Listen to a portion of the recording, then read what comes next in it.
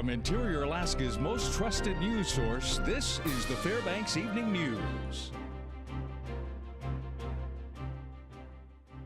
Good evening and thank you for joining us. Our top story tonight, the companies pursuing a major liquefied natural gas project in Alaska have applied for an export license with the U.S. Department of Energy. The application requests authorization to export up to 20 million metric tons of liquefied natural gas a year for 30 years.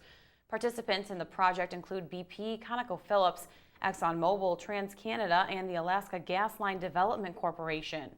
TransCanada owns the state's interest in the pipeline and the gas treatment plant, with the state having an option to buy some of that back as the project progresses. AGDC holds the state's interest in liquefaction facilities. Labor Secretary Thomas Perez spent the last of a three-day visit to Alaska in Anchorage today. He and U.S. Senator Mark Begich were in the Golden Heart City Saturday afternoon talking minimum wage. Jamie Schwartzwald has that. From the outside, it looked to be a typical Saturday at Gulliver's Books on College Road. It was a bit of a madhouse indoors as Secretary Perez and Senator Begich toured the store that employs upwards of 16 people and has been in business in Fairbanks for nearly 30 years. Gulliver employees start at better than $10 an hour. Perez and Begich eventually made their way to the back of the store where they spoke of the need for a minimum wage increase. A jobs report released Friday by the U.S. Labor Department says that 13 states which raised their minimum wage at the beginning of the year showed more growth in new jobs than the 37 that did not. In those 13 states, the number of new jobs grew an average of 0.85% from January through June. The average of the other 37 was 0.61%. That's recent data. Washington State's 15-year history.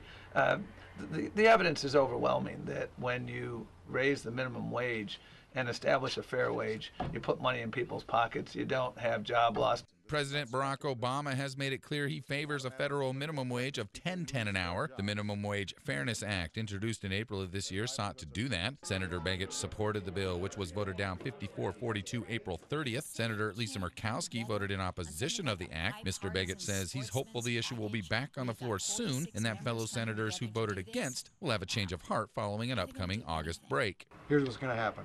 A lot of these guys who have voted no on this are going to be spending time like this, talking to business owners, people.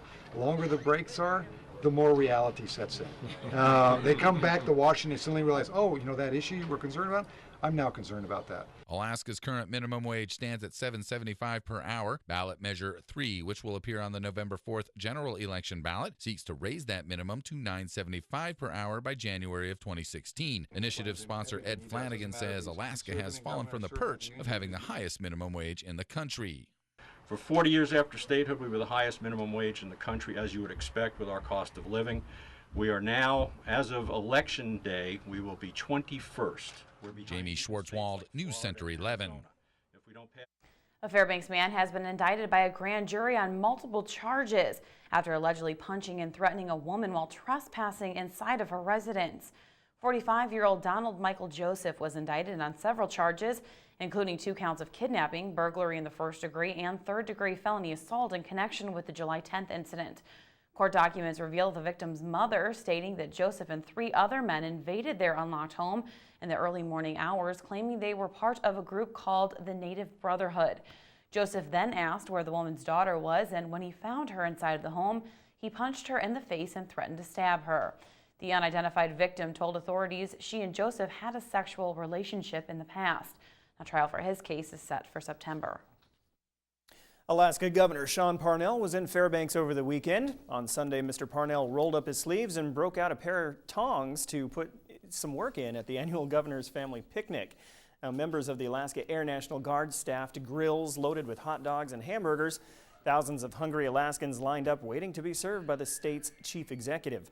The Governor Parnell, along with his wife Sandy and cabinet members, doled out grub during one of 5 Governor's Family Picnics across the state this month.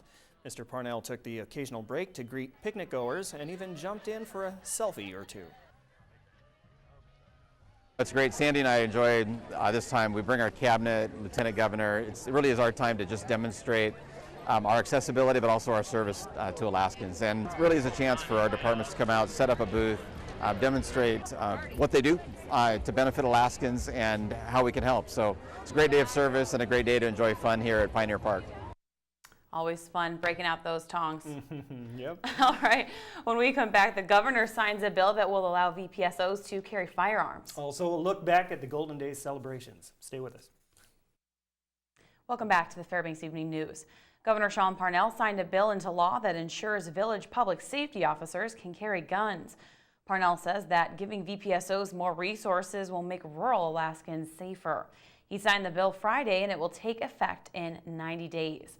The bill was first introduced in 2013 after a VPSO was shot and killed in Manicodic. Before carrying a gun, a VPSO will receive training through the State Trooper Academy in Sitka. Their firearm training and psychological screening will be the same as state troopers and city police. Gubernatorial candidate Byron Malott says that with current energy crisis in Alaska, the governor's office needs a point person to help find a solution to the problem.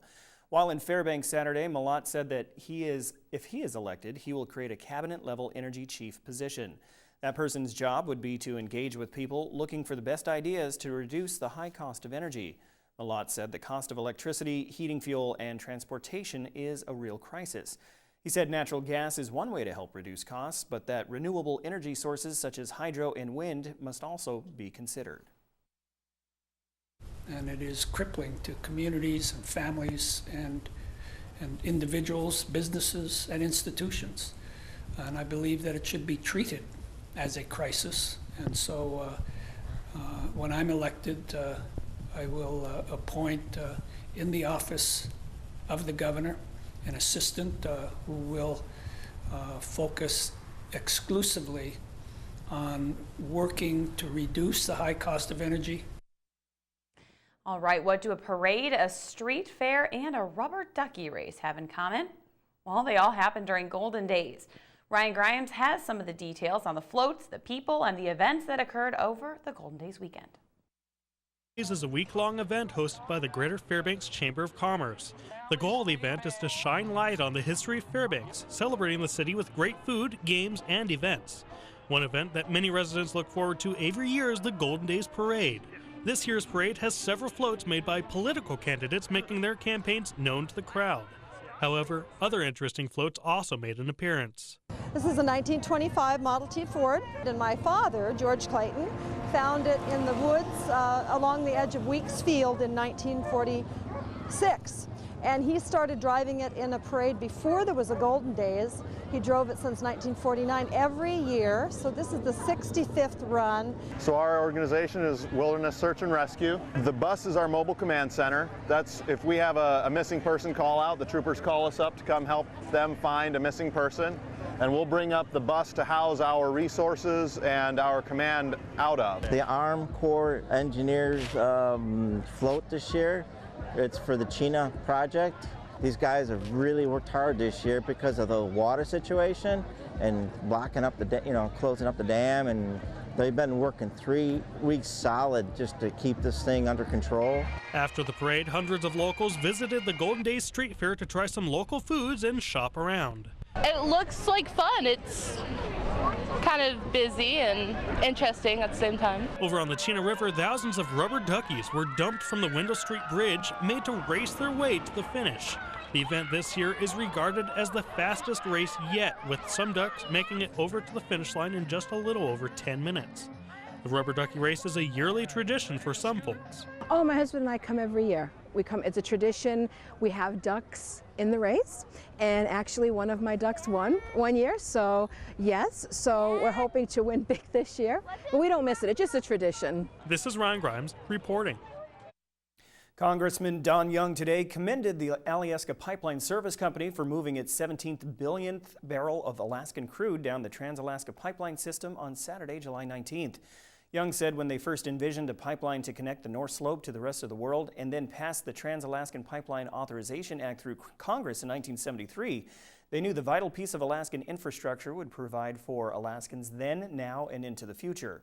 He said there is no question about the impacts TAPS has had on the Alaska people and the state's economy. All right, Daryl, Joe Cook is up next, and he recaps the weekend in sports, which includes the final night of WEO 2014. Also, 2 local hockey players will play together in college. Stay tuned for Joe after the break.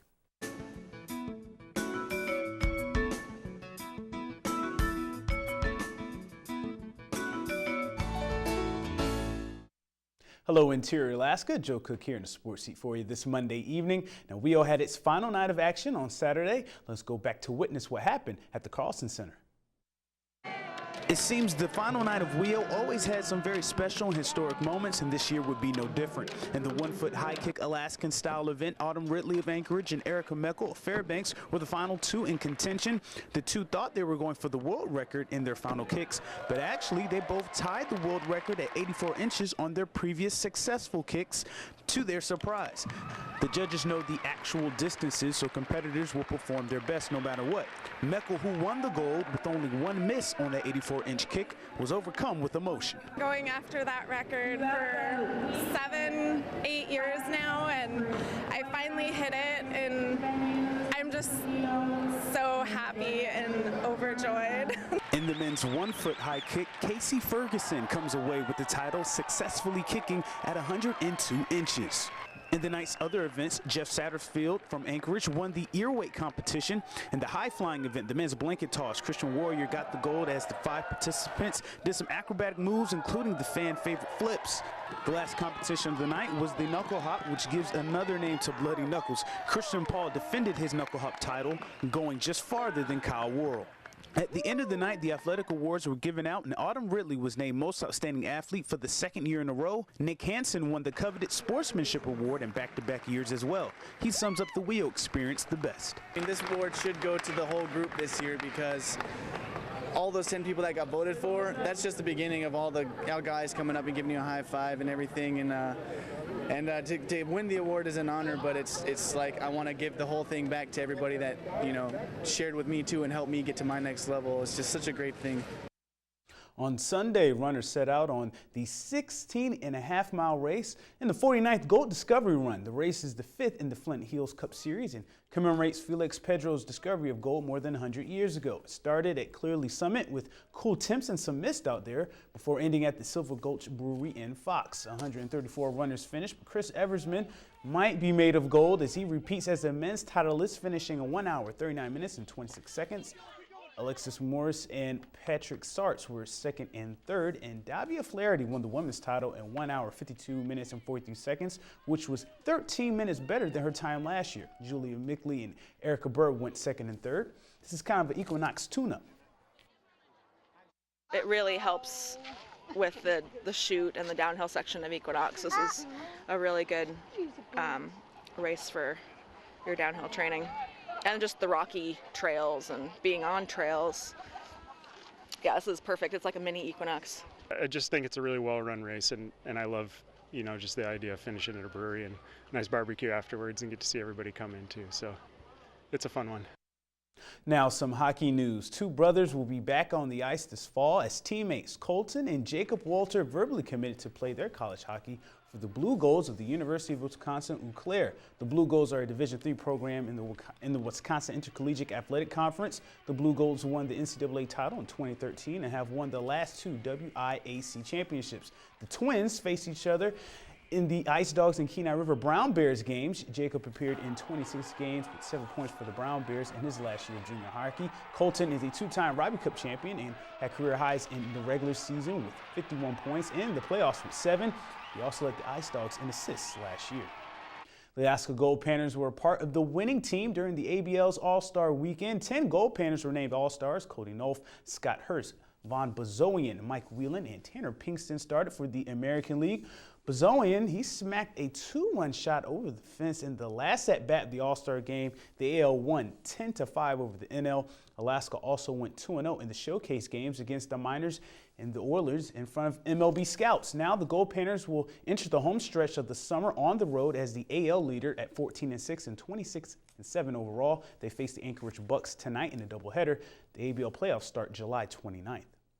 Local basketball players on state travel teams finished their Las Vegas summer tournaments in good standing. Alaska Flight 16U and 17U teams won on Friday and Saturday to enter the Platinum Division of the Las Vegas Live Tournament. Both teams lost in the first round of the single elimination tournament on Sunday. But Team 907 with West Valley's Daniel Hornbuckle won the Silver Division title, and Alaska Gold Ball with Marquise White, also of West Valley, they made it to the Sweet 16. The Flight and Team 907 will be in this week's Las Vegas Classic Tournament, which starts on Wednesday. And that'll do it for sports tonight. Mike Schultz is next with your full weather forecast, and we'll catch you next time. Hey everyone, welcome back into the Fairbanks Evening News. Mike Schultz with you once again, taking a look at the weather. Hope you had a good weekend, and it did work out pretty good for us for the parade. I was very surprised, but very happy to see the sunshine out, and a good time was had by all, right? As far as the weather's concerned, we're looking at some showers tonight, and after that, things look a lot better. We'll tell you about that in just a little bit. Tom Barron got the shot of the supermoon last week. There it is right up there, beautiful shot, not too far away from the Farmers Loop Road area. And again, as always, if you have a photograph you want to share with us, by all means, send it to photos@ktvf11.com. Right now at the airport, it's 57 after a high of 64. Cloudy skies, the low last night 42. Record high 88 in 1915. 35 the record low in 1928. Sunrise and sunset, 19 hours and 18 minutes of daylight. A loss of 6 more minutes from yesterday. On our satellite and radar, you can see one band of showers moving through, another band getting ready to move through the Fairbanks area. So in the next few hours, we're looking at more showers moving through. But after that, high pressure is expected to build in and start to clear things out and give us even warmer temperatures tomorrow. That's definitely something we're looking forward to. What else is going on as far as our radar? Again, you can see the little bands moving across the perimeter of this area of low pressure. Again, that is helping to give us a chance of showers later on tonight. But after that, things start to clear out, like I said earlier. What's going on across the rest of the state? Well, it looks like not too bad over southeast Alaska. Clear to partly cloudy skies for the most part. Lots of sunshine around the Anchorage Bulls, 70 degrees there. Over the southwest part of the state, cloudy skies, fog in Nome, and 47 degrees at Barrow with only 57 degrees for the high for Yukon today. Lower 48 weather, this band of showers and thunderstorms really exploding and expected to bring some very severe weather to Minneapolis, Chicago, parts of Wisconsin overnight and into tomorrow. More rain across the deep south. And as far as temperatures, they're expected to really be cooking tomorrow, 100 to 105 degrees in many areas of the Midwest. And more humidity also coming up. The long-range outlook calling for the jet stream to remain well to the north, and that means more warm and dry conditions over the western half of the country and hot temperatures over the deep south. Well, back to Alaska for tomorrow, the northern sections, here's what it looks like. We're looking at scattered showers for Barrow and Nome, a few isolated showers in the Fort Yukon area.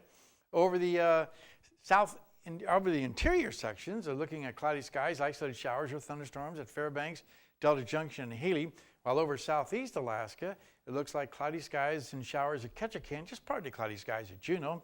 While out to the southwest, we're looking at rain in Cold Bay and Bethel, but partly cloudy for Kodiak.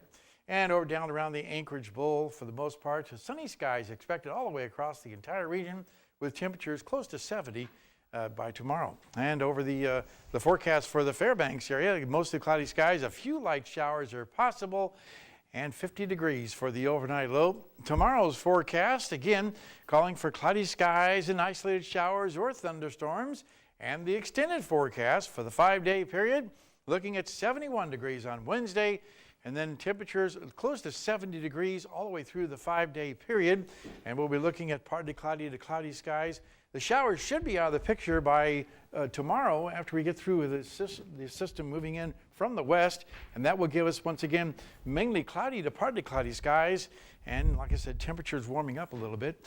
No rain in the forecast until possibly Thursday, and that's just mainly afternoon showers. Is that true, though? We've been just having so much rain. I don't know if I believe it. It's hard to believe. I know. I didn't think it was going to clear up for the parade, but it turned out pretty good. There was just a little glimpse of blue, and then the whole sky turned blue for a little bit. So it was really nice. Yeah. Perfect timing there. Worked out good, yeah. So we'll finally get some summer then. That's great. Maybe. For a little while, for a couple weeks, right? A couple days. All right, that'll wrap up this edition of the Fairbanks Evening News. We are glad you could join us. Tonight on NBC Nightly News, Brian Williams will sit down with Prime Minister Benjamin Netanyahu of Israel. That is coming up next with Brian Williams. You can join us here 6 days a week at 6 and 11 or online anytime at webster11.com. That'll do it from all of us here at the News Center. Have a good night, everyone. See you back here at 11.